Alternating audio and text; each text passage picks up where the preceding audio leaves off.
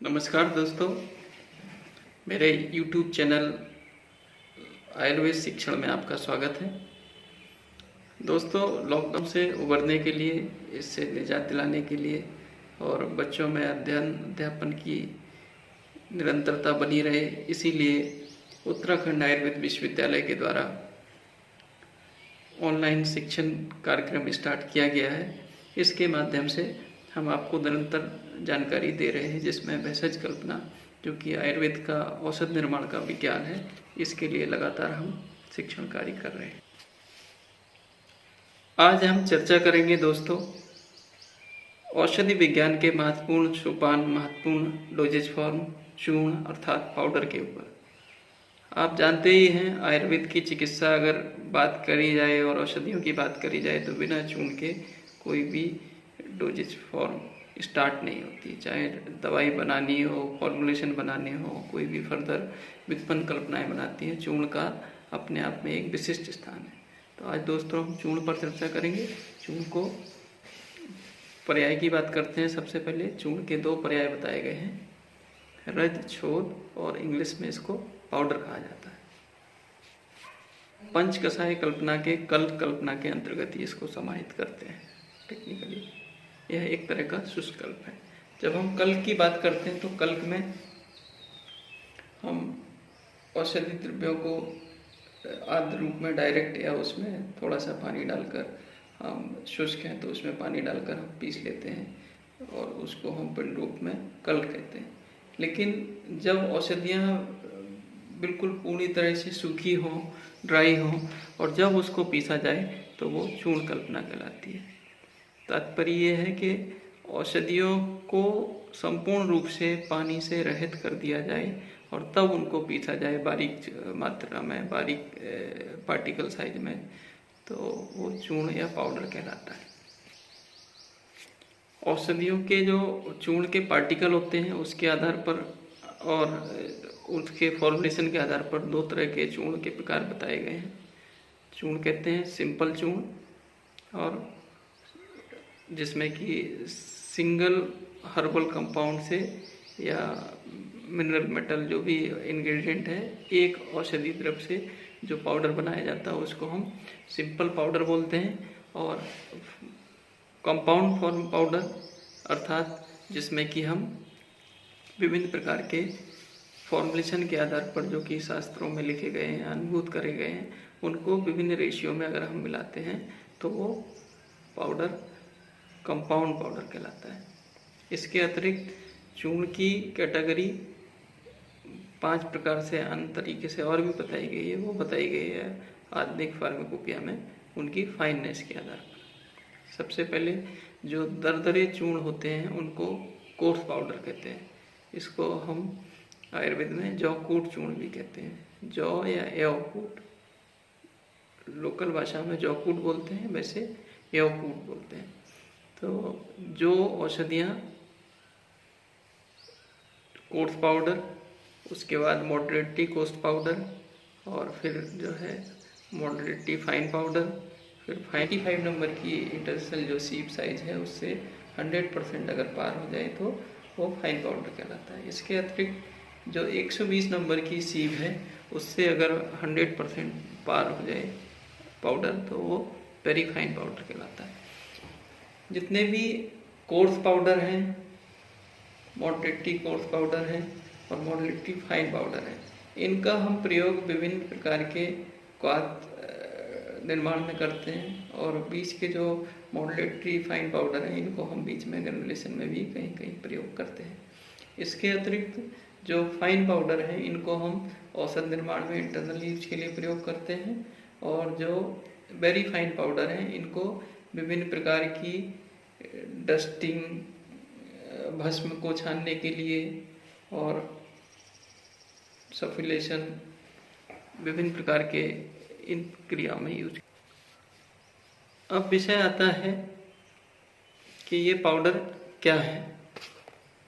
तो पाउडर मैंने बताया कि जैसे कि रस होता है, रस में खाली तरल भाग होता है और उसमें से हम काष्ठ औषधि या फाइब्रस पार्ट को निकाल देते हैं, तब प्रयोग करते हैं। कल्प में तरल भाग और फाइब्रस पार्ट दोनों को एज सच यूज करते हैं, जबकि पाउडर डोजेज फॉर्म एक ऐसी डोजेज फॉर्म है जिसमें कि हम उसके मॉइस्चर को ड्राई के द्वारा उड़ा देते हैं जड़ी बूटी के, और उसके जो वुडन पार्ट है, जो फाइबरस पार्ट है, उसको एज सच 100% हम यूज करते हैं, तो वो पाउडर डोजेज फॉर्म कहलाती है। तो इसकी जो परिभाषा है वो निरंतर हमें अष्टांग संग्रह में मिलती है। अष्टांग संग्रह में लिखा है, अष्टांग संग्रह के सूत्र स्थान के कल्प स्थान के 8वें अध्याय के 10वें श्लोक में लिखा है, शुष्क पिष्टम सूक्ष्मतांतो चूर्ण, अर्थात शुष्क चूर्ण को किसी प्रस्तर शिला, अगर वो मृदु है, और अगर हार्ड है तो उदूखल या इमाम दस्ते पर या खरल से कूटकर उसको पीस कर फिर उसको पुनः वस्त्र उससे वस्त्र से छान कर हम प्रयोग करते हैं, तो वो चूर्ण डोजेज फॉर्म कहलाती है। महर्षि सारंगधर ने मध्यम खंड के 6वें अध्याय के पहले श्लोक में बहुत ही सुंदर इसकी परिभाषा लिखी। उन्होंने लिखा, अत्यंत शुष्कम यद द्रव्यम। अत्यंत शुष्कम का मतलब औषध द्रव्य को अत्यंत शुष्कम हाईली ड्राई कर लिया जाए, और सुपिष्टम वस्त्रगालतम, और उसको अच्छी तरह से कूट कर उसको पीस कर हमने फिर इसको वस्त्रगालतम मतलब वस्त्र से छानना है। फिर लिखा इन्होंने, तस्या चूर्णम रजाछोदा, अर्थात चूर्ण के रज और छोद ये पर्याय हैं, तन मात्रा कर संहिता। तो देखिए सारंगधर ने कितने सिंपल और सटीक शब्दों में अपनी परिभाषा भी बोल दी, और इसमें उन्होंने प्रोसेस भी लिख दिया, और क्रिया के बारे में भी बता दिया, उसके पर्याय भी बता दिए, और इसकी मात्रा भी बता दी। और सारंगधर की यही एक ब्यूटी है सारंगधर संहिता की, जिसलिए वैसज कल्पना के लिए उनको गॉड कहा जाता है। और वैसज कल्पना की जो भी बातें हैं उसमें सारंगधर को ऑथेंटिक और आइडियल समझा जाता है। अब प्रैक्टिकली बात आती है कि इसके लिए क्या यंत्र चाहिए, क्या सामग्री चाहिए। तो कोई भी चूर्ण निर्माण करने के लिए किसी भी फार्मेसी को सबसे पहले फार्मेसी में 5 बातें होती हैं। एक तो आपका रॉ मटेरियल का स्टोर होना चाहिए, एक निर्माणशाला के लिए जो प्रोसेस की कक्ष हैं, ग्राइंडिंग का सेक्शन वो होना चाहिए, एक आपके लिए रिजेक्टेड स्टोर का गुड्स होना चाहिए, एक आपके लिए ऑफिस का कार्यालय होना चाहिए, एक क्वालिटी कंट्रोल की लैब होनी चाहिए, एक इन प्रोसेस रूम होने चाहिए। तो अगर आपने चूर्ण कल्पना बनानी है तो चूर्ण कल्पना के लिए प्राचीन काल में मैंने आपको बताया कि पत्थर की शिला यूज होती थी, जिसमें कई लोग दांतों से टक कर और उसको दांतों से छोटे छोटे से रेटेड एज बनाकर उसको पीसने में प्रयोग करते थे। अगर मृदु है तो ऐसे पीस सकते हैं। इसके अलावा अगर हार्ड ड्रग है तो उसको उदूखल या इमाम दस्ते से कूट कर पीस कर हम प्रयोग करते थे, छान कर। इसके अतिरिक्त अगर हमने छोटी मात्रा में प्रयोग करना है तो ग्राइंडर आते हैं, जिसमें ग्राइंड करके हम जो हैमर के थ्रू इसको पीसते हैं, कटिंग एज के थ्रू। और इसके अतिरिक्त इंडस्ट्री में कई तरह के डिसइंटीग्रेटर, पल्वराइजर और माइक्रो पल्वराइजर आ गए हैं। और आजकल तो ऑनलाइन पूरी साइज रिडक्शन यूनिट आती है, जिसमें कि इंस्पेक्शन बेल्ट से लेकर आपके कन्वेयर के बाद उसमें पूरे course grinding, fine grinding, vacuum uplifting और मेटल डिटेक्शन तक सारा एक सिस्टम होता है। तो टेक्नोलॉजी के साथ साथ ये डोजेज फॉर्म में इम्प्रूवमेंट हुए हैं, लेकिन मूल कंसेप्ट वही है। मूल कंसेप्ट क्या है कि चाहे आप मशीन में किसी यांत्रिक रूप से किसी मेटल के एज से पीसें या पत्थर के उससे पीसें एज से, लेकिन कहीं ना कहीं उनको घर्षण करके या कूट कर आपस में उनको छोटे करने का विधान है, उनके फाइबर को तोड़ने का विधान है। तो जितने भी जो पल्वराइजर, डिसइंटीग्रेटर और माइक्रो पल्वराइजर होते हैं, इनमें विभिन्न प्रकार की जालियां, जिसको चलनियां भी बोलते हैं, जिसको सीप कहते हैं, ये लगाई जाती हैं, जिससे विभिन्न प्रकार के आकार के हमें चूर्ण प्राप्त होते हैं।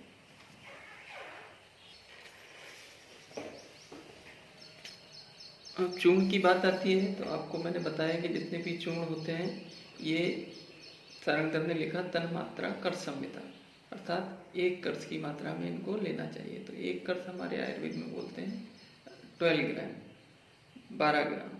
तो जितना भी 12 ग्राम है, लेकिन ये 12 ग्राम अगर आधुनिक परिप्रेक्ष्य में देखें तो मात्रा बड़ी मिलती है।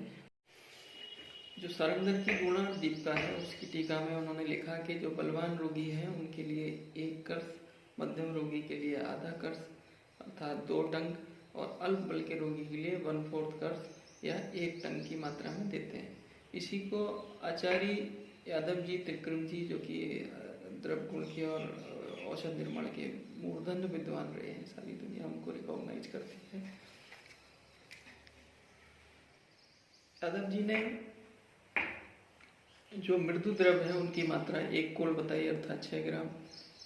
जो कि मध्यम द्रव्य है, जो कि मध्यम हार्डनेस में मध्यम है, उनको उन्होंने 1/4 तोला अर्थात 3 ग्राम बताया। और जो बहुत ही ज़्यादा तीक्ष्ण हैं, बहुत ही ज़्यादा हार्ड हैं, उनको उन्होंने 2 अठन्नी अर्थात 1.5 ग्राम बताया इस मात्रा में लेना चाहिए। तो ये प्राचीन काल की ये गणनाएं हैं, मापन के प्रकार हैं। तो मान मैंने पहले भी बताया था कि बहुत ही ज़्यादा इम्पोर्टेंट होते हैं समझने, सीखने और रसशास्त्र को और वैशिष्ट कल्पना को पढ़ने के लिए। लेकिन आप अगर आधुनिक हिसाब से फार्माकोपियल रेफरेंस में बात करें तो 3 से 6 ग्राम जो है चूर्ण की एक सामान्य मात्रा बताई गई जिसको कि हमें लेना चाहिए।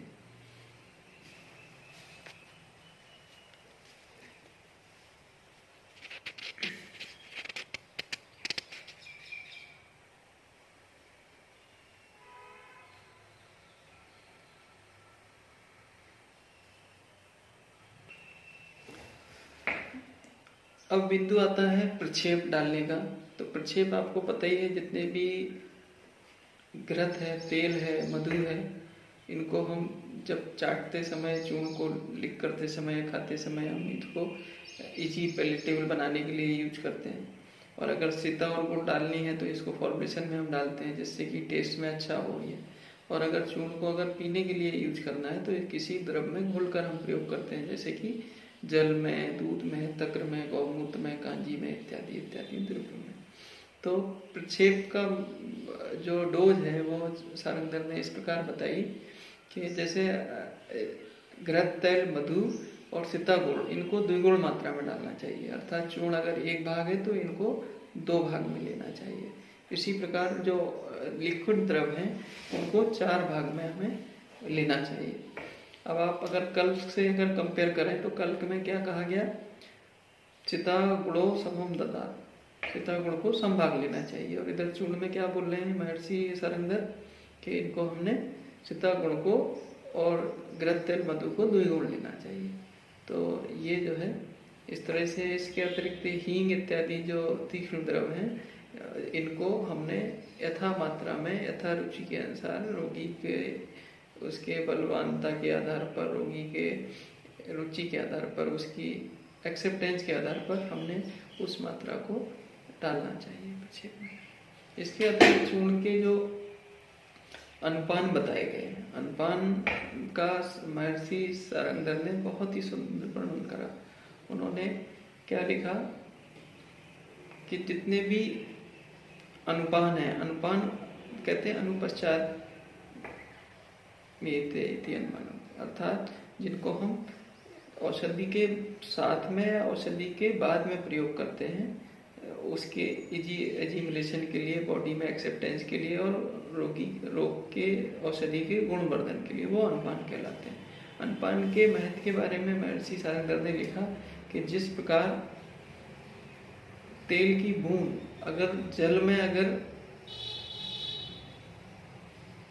डाल दें तो एकदम से तैर जाती है, उसी प्रकार अगर हम अनुपान का प्रयोग करें तो जो है औषधि द्रव संपूर्ण शरीर में शीघ्र प्राप्त हो जाती है। तो उन्होंने इस उदाहरण के माध्यम से बहुत ही सुंदर तरीके से बताया। उन्होंने लिखा यथा तेलम जले क्षिप्तम क्षणेन्यव प्रसक्ति अनुपान बलादेंगे तथा सरपति भैषजम। अर्थात जो अनपान है, अनपान जो है जैसे तेल बिंदु संपूर्ण शरीर में संपूर्ण जल के डालने पर फैल जाता है, उसी प्रकार सारी औषधि व्याप्त हो जाती है और अनपान को हमें सर्वत्र अच्छे रिजल्ट के लिए प्रयोग करना चाहिए, ऐसे महर्षि सारंगधर ने बताया। तो चूर्ण के अनपान के लिए महर्षि सारंगधर ने मध्यम खंड के 6वें अध्याय के 4थे श्लोक में लिखा, चूर्णम अवलेह गुटका कलका नाम अनुपानकम वात पित्त कफा ते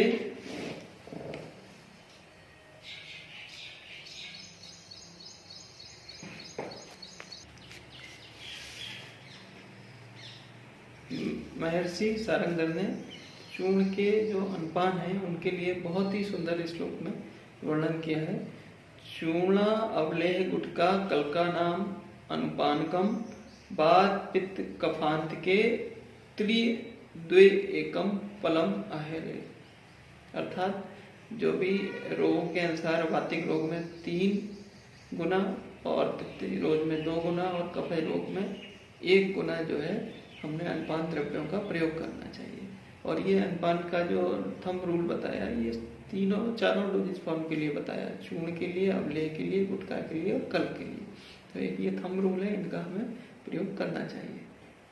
इसी प्रकार उपयोग की बात आती है तो उपयोग के लिए हमने बताया कि जितने भी जो कोर्स पाउडर होते हैं और मॉडरेटली कोर्स पाउडर होते हैं और फाइन पाउडर होते हैं, इनको हम क्वाथ के लिए इस्तेमाल करते हैं। और इसके अतिरिक्त जितने भी फाइन पाउडर होते हैं इनको हम इंटरनल औषधि के रूप में इस्तेमाल करते हैं। और जितने भी बहुत सारे फाइन पाउडर होते हैं उनको टूथ पाउडर के रूप में, डस्टिंग पाउडर के रूप में हम प्रयोग करते हैं। और भस्मों के लिए भी हम बहुत ज़्यादा फाइन के पाउडर का हम प्रयोग करते हैं। तो इसके बाद फिर जो विषय बचता है वो है सेल्फ लाइफ का। तो दोस्तों, जितने भी क्वाथ चूर्ण हैं या चूर्ण हैं, इनकी सारी डोजेज फॉर्म जो है इनको हम 2 साल के लिए पोटेंट मानते हैं। वैसे तो चूर्ण के लिए 2 माह के लिए लिखा हुआ है महर्षि सारंगधर में, लेकिन अब चूंकि पैकिंग टेक्नोलॉजी से लेके सारे हमारे पास प्रिजर्वेशन टेक्नोलॉजी और आर्ट ऑफ स्टेट मैन्युफैक्चरिंग जो GMP है और ये सारी चीज़ें अब बेसन आ गए हैं, तो इसीलिए फार्माकोपिया ने और जो भारत सरकार का जो ASU टैब है, इन्होंने एक जियो के माध्यम से जो सेल्फ लाइफ है इसको 12 अगस्त 2016 में अप्रूव्ड एक्सपायरी जो बताई, अभी रिसेंट जो पब्लिश हुआ उस लेटेस्ट बजट के अनुसार 2 साल की इसकी एक्सपायरी है। तो इसी परव्यू में हमें इनको प्रयोग करना चाहिए। फिर एक विषय आता है कि चूर्ण में भावना कैसे डालें। भावना क्या होती है? भावना कहते हैं ट्राइचुलेशन को। अर्थात इसके लिए सारंगधर ने मध्यम खंड के 6वें अध्याय के 6वें श्लोक में बहुत ही सुंदर लिखा, द्रव्येण भावना सम्यक चूर्णम सर्वप्लुत भवेत्। अर्थात किसी भी चूर्ण को पूर्ण रूप से डुबा देना या उसको इतना द्रव से भर दिया जाए कि वो पूरा डूब जाए या फुल हो जाए, तो उसको हम भावना के लिए सफिशिएंट क्वांटिटी कहते हैं। और उसको किसी खरल में या किसी एंटरनल या इजरनल की इंस्ट्रूमेंट है उसमें हम उसको मर्दन करते हैं सूखने तक, और फिर उसको सन ड्राई या ड्रायर में या किसी उपयुक्त माध्यम से सुखा देते हैं, तो भावना कहलाती है। अब विषय आता है कि सावधानियाँ का क्या सावधानी रखें जिससे कि चूर्ण का निर्माण बहुत अच्छा हो। तो पहली सावधानी यही है कि जितने भी चूर्ण द्रव हैं इनको हमें अत्यंत शुष्क मात्रा में प्रयोग करना चाहिए। मतलब एक तो औषधि लेने से प्रोसेस में आने के बीच में तो 3-4 चरणों में हम बांट सकते हैं।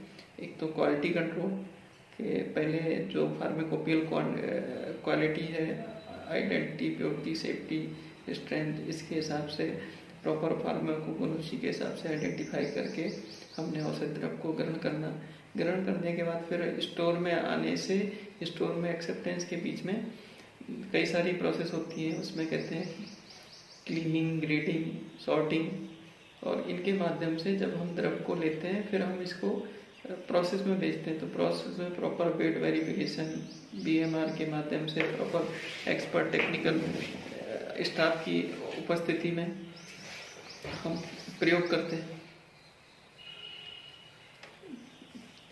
तो देन आता है कि पिसाई के लिए जाने से पूर्व जितना भी पाउडर द्रव है वो अच्छी तरह से सूखा हुआ होना चाहिए। अगर अच्छे रूप से सूखा नहीं होगा तो अच्छे से पाउडर पिस ही नहीं पाएगा और उसमें जो है प्रॉब्लम आएगी। और इसके अतिरिक्त जो भी हमें पाउडर पीसने हैं उनको अलग अलग पीसना चाहिए और मिक्सिंग के लिए फिर बाद में उन्हें अकॉर्डिंग टू फॉर्मेशन डालना चाहिए। मतलब जो जितने भी द्रव हैं उनको अलग अलग हम पीस के सेपरेटली पीसें, जिससे उनका हमें क्वालिटी कंट्रोल और उसके प्रोसेस के बारे में पूरा स्टैंडर्डाइज एक व्यू मिलता है। फिर जो बताया कि जितने भी जब हम पिसाई करें तो पिसाई के समय जो है कोई भी हमारे मॉइस्चर नहीं जाना चाहिए, क्रॉस कंटामिनेशन नहीं होना चाहिए। तो जितने भी हमारे जो प्रोसेस है उसमें जो है किसी भी प्रकार से बाहर से कंटामिनेशन ना हो और जितने भी जो मॉइस्चर है उसमें प्रोसेस में कहीं से भी उसका एक्सपोजर ना हो, क्योंकि मॉइस्चर ही इसके लिए सबसे ज़्यादा क्रिटिकल पॉइंट है।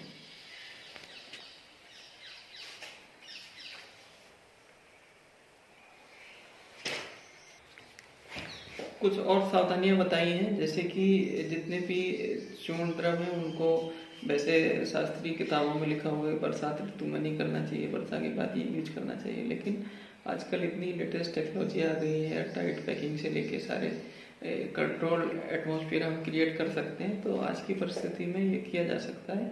और लेकिन पुस्तकों में तो बरसात के बाद ही करने का विधान दिया हुआ है। इसके अतिरिक्त ये है कि चूर्ण बनाते समय अगर बन गया है तो उसको ज़्यादा लंबे देर तक प्रोसेस के बाद तुरंत ही उसको एयर टाइट पॉली में उसको पैक करके या किसी HDP कंटेनर में या GMP ग्रेड कंटेनर में उसको यथा समय पर रख देना चाहिए एयर टाइट करके, और जिससे कि वो मॉइस्चर ना आ जाए और निर्वीण ना हो। इसके अतिरिक्त कुछ जो है जैसे विशेषतः लवण और क्षार है, इनको किसी मेटल में नहीं रखते हैं, लोहे के पात्र में नहीं रखते हैं।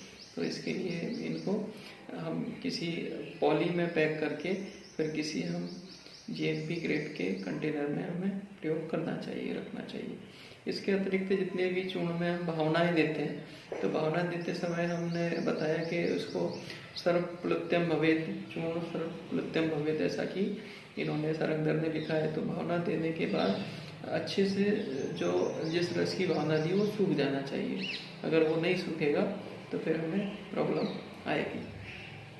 इसके अतिरिक्त जितने भी चूर्ण निर्माण या जो भी प्रोसेस कर रहे हैं उनको प्रॉपर क्लीनिंग करके ही प्रयोग करना चाहिए, और उसकी कंटामिनेशन को चेक करने के लिए माइक्रोबायोलॉजिस्ट उसके स्वैब टेस्ट करता है, और कंटामिनेशन के उसके जो पैथोजेंस हैं उनके ईस्ट मोल्ड है, टोटल बैक्टीरियल काउंट है और 4 प्रकार के पैथोजन है माइक्रोब, उनको चेक करे जाते हैं और उसके जब पूर्णतः निरापद होने पर ही उसका प्रयोग करना चाहिए।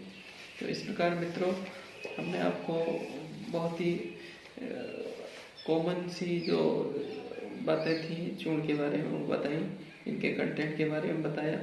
अब बात आती है कि इसके कौन कौन से फॉर्मुलेशन हैं। तो मित्रों जितनी भी चिकित्सा की बात करेंगे उसमें बहुत ज़्यादा चूर्ण का प्रयोग और गुगुलू का प्रयोग किया जाता है। तो कॉमनली यूज चूर्ण जैसे कि आप जानते ही हैं, शीतोपलादी चूर्ण, हिंगवष्टक चूर्ण, लवण भास्करण चूर्ण, डांडी मास्टक चूर्ण। आजकल जैसे कोरोना जैसी महामारी फैली हुई है, तो कोई भी जो इन्फेक्टेड ज्वर होते हैं या किसी भी ज्वर में जो है हमारे यहाँ महा सुदर्शन चूर्ण का बहुत अच्छा प्रयोग लिखा हुआ है। तो जितने भी चूर्ण हैं इनको हमने प्रयोग करना चाहिए। जैसे तालिसादी चूर्ण है, ये बात कफत ज्वरों में बहुत अच्छा काम करता है। शीतोपलादी चूर्ण है, पित्त ज्वरों में, पित्त कोढ़ कफ में अच्छा काम करता है। तो ये चूर्ण के बारे में हम आपको नेक्स्ट वीडियो में आपको विस्तार से बताएंगे कैसे चूर्ण बनाना चाहिए, इनके क्या रेफरेंस हैं और क्या डोजेज फॉर्म। आपका कीमती समय देने के लिए बहुत बहुत धन्यवाद।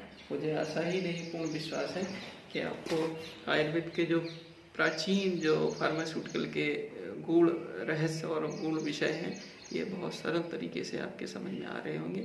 और अगर आपकी कोई भी क्वेरी हो, कोई भी आपकी समस्या हो, तो आप मेरे email ID प्लीज़ नोट कर लीजिए, dr.rajiv kurele@gmail.com। Thank you. जय हिंद, जय आयुर्वेद, जय